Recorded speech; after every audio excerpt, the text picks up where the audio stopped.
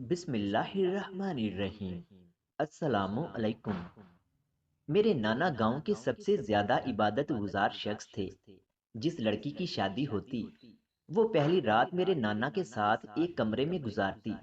सबका मानना था कि नाना उस रात खास इबादत करते हैं जिससे लड़की की नई जिंदगी का आगाज बरकत से होता है।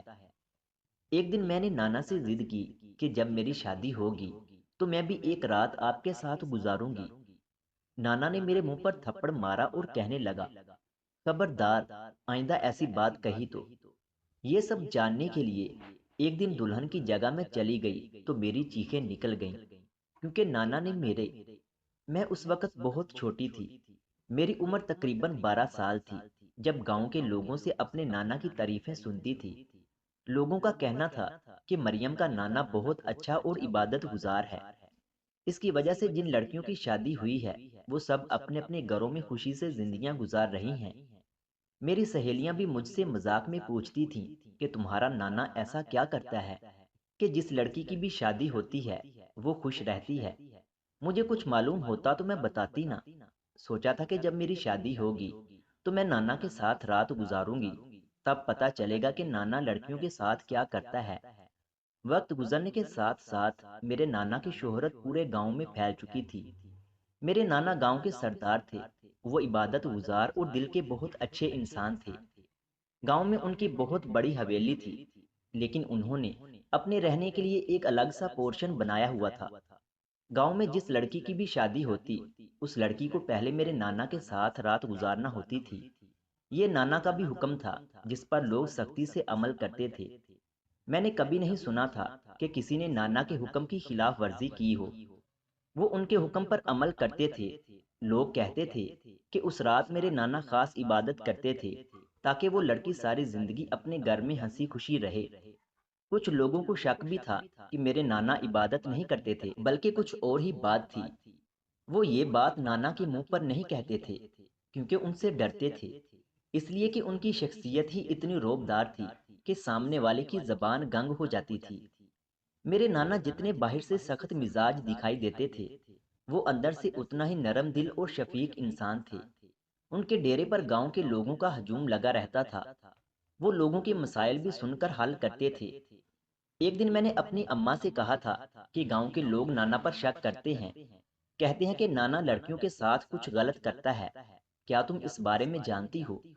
अम्मा ने मेरी बात सुनकर कहा कि नहीं मेरी बेटी, तुम्हारा नाना ऐसा हरगिज नहीं है। लोगों का तो काम ही बातें बनाना है। तुम लोगों की बातों पर ध्यान मत दो।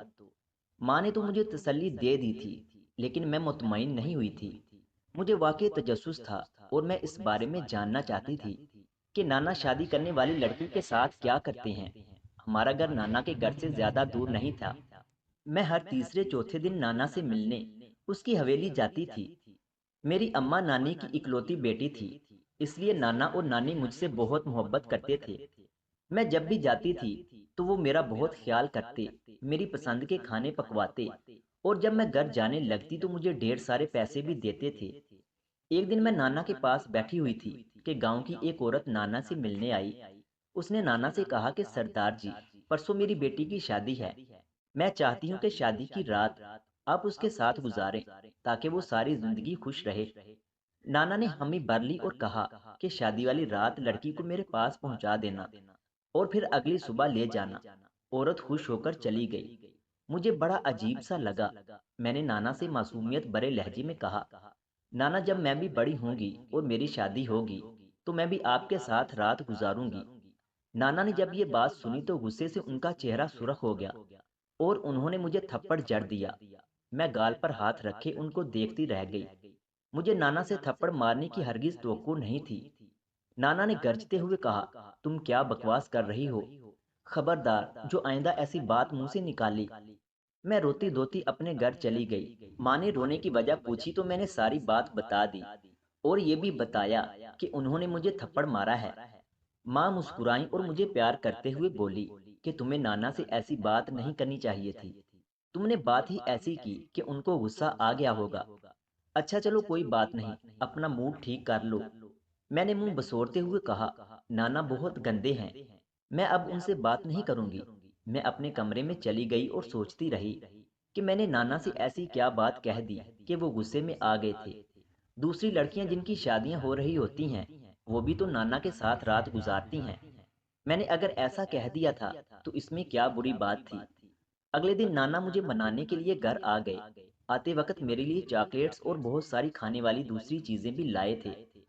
उन्होंने मुझे खूब प्यार किया था और कहा था, मेरी प्यारी बेटी, मुझे माफ कर दो। तुम्हारी बात पर मुझे गुस्सा आ गया था, इसलिए मैंने तुम्हें थप्पड़ मार दिया। मुझे बाद में बहुत अफसोस हुआ था। क्या आप मुझे माफ कर दोगी? मेरे नाना मुझसे लाड बड़े अंदाज में पूछ रहे थे और मैं उनके शफकत भरे लहजे पर पिघल गई। फिर मैंने अपनी नाराजगी को खत्म कर दिया और नाना से सुलह कर ली। नाना भी बहुत खुश हुए थे। वक्त गुजरता रहा और मैं बड़ी होती गई। अब मैं 15 साल की हो गई थी। मेरा कद और उठान ज्यादा थी, इसलिए मैं 15 साल की बजाय 20 साल की दिखाई देती थी। क्योंकि अमीर खानदान की थी और हमारे पास अल्लाह का दिया सब कुछ था, इसलिए मेरी सेहत भी काबिले रश्क थी। मेरे नाना भी काफी उम्र रसीदा थे। उनकी उम्र 55 साल थी, लेकिन वो उस उम्र में भी काफी सेहतमंद थे। जितनी भी लड़कियों की शादी हो चुकी थी, उन्होंने शादी की पहली रात नाना के साथ ही गुजारी थी। मैंने कभी नहीं सुना था कि जिस लड़की ने शादी की रात नाना के साथ गुजारी थी, वो तलाक लेकर या अपने शोहर से झगड़ा करके घर बैठी हो। सब अपने अपने घरों में खुश और मुतमईन थीं। वो मेरे नाना को दुआएं देती थीं। कुछ अरसा पहले ही मेरी सहेली सना की शादी हुई थी। शादी के बाद से मेरी उससे मुलाकात नहीं हुई। जब वो अपने घर आई और मुझसे मिलने आई, तो मैं उसे अपने कमरे में ले गई। वो भी मेरे नाना की तारीफ करते नहीं थक रही थी। आखिर मैंने उससे पूछ लिया कि यार, आखिर मेरे नाना ने तुम्हारे साथ क्या किया था? क्या तुम मुझे बताओगी? कहने लगी, यार नहीं, मुझे माफ कर दो, मैं तुम्हें कुछ नहीं बता सकती, क्योंकि तुम्हारे नाना ने मुझे सख्ती से मना किया हुआ है। उन्होंने कहा था कि अगर मैंने किसी को बताया तो मेरा घर बर्बाद हो जाएगा, मेरा शोहर मुझसे रूठ जाएगा और मुझे छोड़ देगा। मैं किसी को मुंह दिखाने के काबिल नहीं रहूंगी। प्लीज तुम इस बारे में मत पूछो। मैं मुंह पर हाथ रखकर सना को देखती रह गई। मेरा ख्याल था कि वो मेरी बचपन की सहेली है। हम दोनों इकट्ठे खेलते कूदते जवान हुए हैं। हम दोनों एक दूसरे की राजदार थी, इसलिए वो मुझे सब कुछ बता देगी। लेकिन मैं उससे मायूस हो गई। नाना भी नहीं बताते थे। अम्मा से पूछती तो वो भी नहीं बताती थी। सहेली ने भी बताने से इनकार कर दिया था। लेकिन सहेली की आखिरी बात ने मुझे हैरान परेशान कर दिया था। मैं सोचने लगी कि आखिर ऐसी क्या बात है। क्या वजह होगी कि अगर सना मुझे बता देती तो उसका घर बर्बाद हो जाता, उसका शोहर उससे रूठकर उसे छोड़ देता। मैंने सना को गौर से देखा था। वो ये बताते हुए परेशान भी हुई थी। मैं हर हाल में ये राज जानना चाहती थी, इसलिए मैंने काफी सोचो विचार के बाद ये फैसला किया कि जिस लड़की की शादी होगी और वो शादी वाली रात नाना के पास गुजारेगी, तो मैं नाना के घर छुपकर देखूंगी कि नाना उस लड़की के साथ क्या करते हैं। मुझे मालूम नहीं था कि अब किस लड़की की शादी होनी है। मैंने ये ड्यूटी अपनी सहेलियों के जिम्मा लगा दी थी। मेरी सहेलियां बहुत तेज लड़कियां थीं। आखिर उन्होंने मालूम कर ही लिया था कि कुछ अरसा के बाद किस लड़की की शादी है। उन्होंने बताया था कि एक हफ्ते के बाद चाचा करमदीन की बेटी की शादी है। मैं शादी से एक दिन पहले ही नाना के घर रहने के लिए चली गई थी। नाना तो मुझे देखकर बहुत खुश हुए थे। मैंने उन्हें बताया नहीं था कि मैं वहां किस मकसद के लिए आई थी, वरना तो वो मुझे वापस मेरे घर ही भिजवा देते। मुझे अब दुल्हन का इंतजार था, जिसने मेरे नाना के साथ रात गुजारनी थी। दुल्हन की माँ उसे रात के 10 बजे नाना के पास लाई थी। दुल्हन बहुत खूबसूरत और प्यारी थी। मैं रात अपने कमरे की बजाय नाना के कमरे में पलंग के नीचे छुप गई, क्योंकि मैं जानती थी कि नाना दुल्हन को अपने कमरे में ही लाएंगे। इंतजार का लम्हा बहुत अजियतनाक और लंबा होता है। मैं पलंग के नीचे छुपी काफी देर तक नाना और दुल्हन का इंतजार करती रही। गर्मी से मेरा बुरा हाल हो गया, लेकिन 15-20 मिनट गुजरने के बावजूद जब नाना दुल्हन को लेकर कमरे में ना आए, तो मुझे उलझन हुई कि नाना दुल्हन को लेकर अभी तक कमरे में क्यों नहीं आए। कहीं वो दुल्हन को लेकर किसी और जगह तो नहीं चले गए। जब मजीद 10-15 मिनट गुजर गए और नाना दुल्हन को लेकर कमरे में ना आए, तो मैं पलंग के नीचे से निकलकर कमरे से बाहर आ गई। मैंने सारा पोर्शन छान मारा, लेकिन मुझे नाना और दुल्हन कहीं दिखाई न दिए। मुझे हैरत के साथ साथ परेशानी भी हुई। मैंने अपने कमरे की खिड़की से अपनी आंखों से दुल्हन को देखा था, जिसे उसकी माँ छोड़कर गई थी। यहाँ तक कि मैंने पूरी हवेली घूमकर देख ली थी। मैं जिस मकसद के लिए नाना के घर आई थी वो पूरा नहीं हो सका, और मैं अपने कमरे में जाकर लेट गई और नाना की वापसी के इंतजार में जागती रही। न जाने कब मेरी आंख लग गई और मैं नींद की वादी में पहुंच गई। सुबह मैं उठकर कमरे से बाहर आई तो नाना बड़े खुशगवार मूड में बैठे हुए थे। मुलाजमा उनके लिए नाश्ता तैयार कर रही थी। मैंने नाना को सलाम किया। मुझे देखते ही नाना ने खुशगवार लहजे में कहा कि उठ गई मेरी गुड़िया, आज तो बहुत देर से उठी हो या सारी रात जागती रही थी। नाना की बात सुनकर मुझे शक हुआ कि शायद नाना को पता चल गया था, इसलिए वो मजाक कर रहे थे। मैं उनके पास बैठ गई और इधर उधर की बातें करती रही थी। जब नाश्ते से फारिग हो गई तो नाना से कहा कि वो मुझे मेरे घर छोड़ आए। नाना मुझे मेरे घर छोड़कर चले गए। जो लड़की रात को नाना के पास आई थी, आज दोपहर को उसकी रुखसती थी। उसकी शादी दूसरे गांव में रहने वाले उसके कजन से हुई थी। मुझे बहुत अफसोस हो रहा था कि मैं नाना का राज पाने में नाकाम रही थी, लेकिन मैंने हिम्मत नहीं छोड़ी थी। मैं इंतजार में थी कि अब किस लड़की की शादी होगी और मैं इस बार छुपकर निगरानी करूंगी। पूरा एक महीना गुजर गया, तब जाके पता चला कि गांव के चाचा नजीर की बेटी की शादी थी। अब मैं नाना के घर नहीं जाना चाहती थी। मैं किसी ऐसी जगह छुपकर घर की निगरानी करना चाहती थी कि जब नाना दुल्हन को लेकर निकले तो मैं उनका पीछा करूं। अब मैं अम्मा से नाना के घर जाने का बहाना करके उस रात नाना के घर के सामने वाले एक दरख्त के पीछे छुपकर बैठ गई। थोड़ी देर के बाद दुल्हन की माँ और बाप उसे नाना के पास छोड़कर चले गए। आज तो राज का पता चल जाएगा, मैंने दिल ही दिल में सोचा, और नाना और दुल्हन के बाहर आने का इंतजार करती रही। चांद की रोशनी फैली हुई थी और दूर दूर से कुत्तों के भौंकने की आवाजें भी सुनाई दे रही थीं। मुझे डर भी लग रहा था कि कहीं कोई कुत्ता अचानक वहां आकर मुझ पर हमला न कर दे। वैसे भी मुझे कुत्तों से बहुत डर लगता था। वक्त गुजरता रहा, लेकिन नाना दुल्हन को लेकर बाहर न आए तो मुझे तशवीश होने लगी। अभी मैं उलझ गई थी कि नाना दुल्हन को लेकर बाहर क्यों नहीं आए थे। जब मजीद काफी देर गुजर गई तो मैं नाना के पोर्शन में चली गई। नाना के कमरे में झांका तो मुझे अपनी रूह फना होती हुई महसूस हुई, क्योंकि नाना का कमरा खाली था। मैंने सारा कमरा, यहाँ तक कि अटैच बाथरूम भी जाके देख लिया। नाना वहां भी ना थे और ना ही वो लड़की। वो दोनों यूं गायब थे जैसे गधे के सर से सींग। मैंने दूसरे कमरों में भी झांक कर देख लिया था और आखिरकार मायूस होकर वापस घर लौट गई। अम्मा और अब्बा सो चुके थे। मैंने बिस्तर पर लेटकर सोचा कि या अल्लाह, ये क्या माजरा है। नाना लड़की को लेकर कहाँ और कैसे गायब हो जाते हैं। उलझन थी कि हल हो जाने की बजाय बढ़ती जा रही थी। मैं परेशान और खोई सी रहने लगी थी। अम्मा ने मेरी ये हालत देखी तो वो भी परेशान हो गई। उसे लगा कि शायद मुझे किसी से इश्क हो गया है और मैं उसी के ख्यालों में खोई रहती हूँ। अम्मा के जहन में यही था कि मैं किसी के इश्क में मुब्तला हूँ। मैंने अम्मी से कह दिया कि ऐसी कोई बात नहीं है, मैं किसी के इश्क में मुब्तला नहीं हूँ। मैं उन लड़कियों में से नहीं हूँ जिनको अपने माँ बाप की इज्जत का जरा भी ख्याल नहीं होता और वो लड़कों से इश्क लड़ाती फिरती हैं। मेरी बात पर अम्मा हैरानगी का शिकार हुई। उसने मुझसे उगलवाने की बहुत कोशिश की कि आखिर मैं किस वजह से परेशान परेशान रहने लगी हूँ। मैं भी अम्मा की बेटी थी। जब उसने मुझे नाना का राज नहीं बताया था तो मैं फिर कैसे उसे अपनी परेशानी बताती। इसलिए मैंने अम्मा की बात टाल दी। एक दिन मेरी सहेलियों से मुलाकात हुई तो मैंने उन्हें सारी बात बता दी। हम इस हवाले से काफी बातें करती रहीं और आखिरकार हमारे दरमियान तय पाया कि अब जिस लड़की की शादी होगी उसकी जगह मैं दुल्हन बनकर नाना के पास जाऊंगी। मैंने अपनी सहेलियों की ड्यूटी लगा दी कि वो गांव के लोगों पर नजर रखें और जिस लड़की की शादी होने वाली हो मुझे उस बारे में आगाह कर दें। नाना का राज जानने का इससे बेहतरीन मौका कोई नहीं। मुझे यकीन था कि मेरे नाना जो तहज्जुद गुजार और इबादत गुजार थे, वो भी गलत काम नहीं कर सकते। लेकिन मुझे सहेलियों की बातें याद थी, इसलिए मैं अपनी आंखों से नाना का किरदार देखना चाहती थी। मैंने सोच लिया था कि अगर मेरे नाना गलत काम में मुलव्वस हुए तो मैं उन्हें कभी माफ नहीं करूंगी। उनसे रिश्ते नाते खत्म कर दूंगी, बल्कि उन्हें पुलिस के हवाले कर दूंगी। इस राज के बारे में जानने के लिए मुझे इस बार 2 महीने इंतजार करना पड़ा था। मेरी सहेलियां मुसलसल कोशिश में लगी हुई थीं और एक दिन आकर मुझे बताया कि गांव के चाचा करामत की बेटी तारा की 1 हफ्ते बाद शादी है।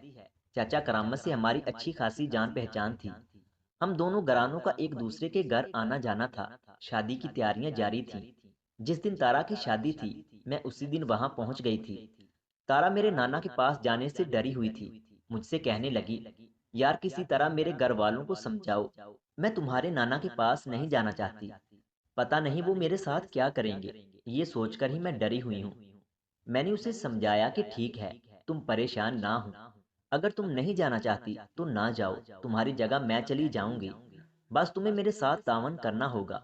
वो मान गई थी। मुझे रात को ही जाना था। वैसे भी अम्मा को बता रही थी कि मैं तारा की शादी में जा रही हूँ। अम्मा और अब्बा शादी में शरीक हुए थे। जब शाम को वो घर जाने लगे तो मुझे भी कहा कि हमारे साथ चलो, लेकिन मैंने कहा कि मैं आज रात तारा के घर ही रहूंगी। फिर उसकी जगह मैं दुल्हन बनकर बैठ गई। मैं जानती थी कि तारा की अम्मी मुझे रात के वक्त नाना के घर छोड़कर आएगी। मुझे रात का इंतजार था। जब मुझे लेने तारा की अम्मा आई तो मैंने अपने ऊपर घूंघट कर लिया और तारा की अम्मा और अब्बा मुझे मोटरसाइकिल पर बिठाकर नाना के घर छोड़ गए। मैंने खुद पर से घूंघट नहीं हटाया था ताकि नाना मुझे देख न ले, वरना वो गुस्सा हो जाते और मुझे थप्पड़ मार देते। नाना ने मुझसे पूछा कि क्या तुम कुछ खाना पीना चाहोगी, तो मैंने बोलने की बजाय सर हिलाकर इनकार कर दिया। उन्होंने कहा कि अच्छा फिर वजू कर लो। मैंने वजू कर लिया तो नाना मुझे लेकर चल दिए। वो अपने कमरे में जाने की बजाय दूसरे कमरे में ले गए, जहां एक दरवाज़ा तहखाने में खुलता था। मुझे पहले मालूम नहीं था कि इन्होंने अपने पोर्शन में तहखाना भी बनवाया हुआ है। इसके बारे में मुझे नहीं पता था। अब सारी बात समझ आ गई थी कि नाना दुल्हन को कहीं और ले जाने की बजाय तहखाने में ले जाते हैं, और मैं यही समझती रही थी कि वो दुल्हन को लेकर कहीं छुप गए हैं या किसी और दरवाजे से बाहर चले गए हैं। तहखाने में अगरबत्ती की खुशबू फैली हुई थी। फर्श पर कालीन बिछा हुआ था। दीवार के एक कोने के साथ एक बड़ा सा संदूक पड़ा हुआ था। उस संदूक के साथ एक मेज पड़ी हुई थी जिस पर दीनी किताबें पड़ी थी। नाना ने दो जाए नमाजें बिछाई और मुझसे बोले, बेटे 2 रकत नफल अदा कर लो, फिर बातें करेंगे। इतना कह के नाना नियत बांधकर नफल अदा करने में मसरूफ हो गए, जबकि मैं भी नफल पढ़ने लगी। मेरा सारा ध्यान नाना की तरफ था कि आखिर वो क्या करना चाह रहे हैं। उन्होंने मुझे बेटी कह के मुखातब किया था। जो शख्स किसी को बेटी कह के मुखातब कर सकता था, तो वो भला कैसे किसी के साथ गलत कर सकता था। मैं तो 2 नफल अदा करके फारिग हो गई थी, लेकिन नाना मुसलसल नवाफल अदा करने में मसरूफ रहे थे। मैं घूंघट की आड़ से नाना को नवाफल अदा करते देख रही थी। वो बेहद सुकून और इत्मीनान के साथ नवाफल अदा कर रहे थे। मेरी बेचैनी थी कि कम नहीं हो रही थी कि अब कब नाना नवाफल से फारिग हों और मुझे जिस मकसद के लिए यहाँ लाए हैं वो सामने आए। नाना 20-25 मिनट तक नवाफल अदा करने के बाद फारिग हुए थे। फिर उन्होंने हाथ उठाकर अल्लाह के हजूर रो रो कर दुआ मांगी थी, जो काफी लंबी दुआ थी। मैंने घड़ी पर वक्त देखा तो रात के 11 बज रहे थे। नाना रात के 2 बजे तक अपनी इबादत से फारिग हुए थे। फिर उन्होंने उठकर संदूक खोला और एक पैकेट लेकर मेरे पास आकर मेरे सामने बैठ गए। मैं सर झुकाए कुन आंखियों से नाना की तरफ देख रही थी। नाना ने वो पैकेट मेरे सामने रखा और कहने लगे, बेटा ये मेरी तरफ से शादी का हकीर नजराना समझ के रख लो। इन पैसों पर तुम्हारा हक है। चाहो तो अपने शोहर को दे देना ताकि वो तुमसे खुश रहे और तुम्हारा घर आबाद रहे। हाँ, इसके बाद भी अगर तुम्हें पैसों की जरूरत पड़े तो बिला झिझक मेरे पास आ जाना। ये मत समझना कि मैं गांव का सरदार हूँ, मुझे अपना बाप ही समझना। नाना का ये नया रूप देखकर मेरे मुंह से चीख निकल गई थी। नाना समझे कि शायद मैं दूसरे घर जाने की वजह से रो पड़ी हूँ, इसलिए वो मेरे सर पर हाथ रखकर मुझे दिलासा देते रहे और मेरी खुशी के लिए दुआएं करते रहे। मैंने उसी वक्त अल्लाह से माफ़ी मांगी कि मैं अपने नाना को गलत समझती रही थी, लेकिन वो तो बहुत ही अच्छे इंसान साबित हुए थे। वो अपने साथ रात गुजारने के बहाने लड़की की मदद किया करते थे। इसीलिए कहते हैं कि जब तक अपनी आंखों से ना देखो तब तक किसी पर बहुतान नहीं लगाना चाहिए। मैंने खुद को लानत मलामत की कि नाना ऊपर अपने कमरे में चले गए और मैं वहीं सो गई। सुबह तारा के वालिदैन मुझे तारा समझकर लेने आए तो मैं उनके साथ चली गई। जब मैंने जाकर सारी बात तारा को बताई तो वो हैरान रह गई। मैंने लिफाफा खोला तो उसमें पूरे 1 लाख रुपए थे। मेरे नाना बहुत अमीर थे। उनके बारे में मशहूर था कि वो गरीबों की मदद करते रहे हैं। उन्होंने कभी दौलत जमा करने की कोशिश नहीं की थी। जमीनों से जितनी आमदनी आती थी वो सब गरीबों की मदद करने पर खर्च कर देते थे। यही वजह थी कि गांव के लोग उनसे बहुत खुश थे और उनकी सेहत और सलामती के लिए दुआएं करते रहते थे। मेरे नाना को इस दुनिया से गए 10 साल गुजर गए थे, लेकिन गांव के लोग आज भी नाना के गुण गाते थे, उनकी बख्शिश के लिए दुआएं करते थे। मैं सोच रही थी कि आज अमीर लोग मेरे नाना की तरह हो जाएं, तो किसी गरीब की बेटी की शादी में ताखीर नहीं होगी। मज़ीद इस तरह की वीडियोस देखने के लिए हमारे यूट्यूब चैनल इल्मी रूम को सब्सक्राइब करें।